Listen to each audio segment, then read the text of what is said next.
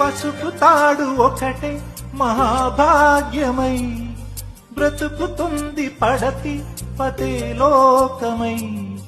మగని మంచి కోసం పడే ఆర్తిలో సతిని మించగలరా మరే ఆప్తులు.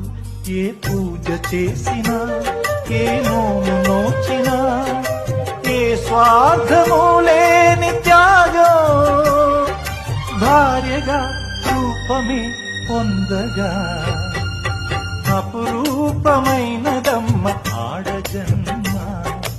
ఆ జన్మకు పరిపూర్ణత ఇల్లాలమ్మా.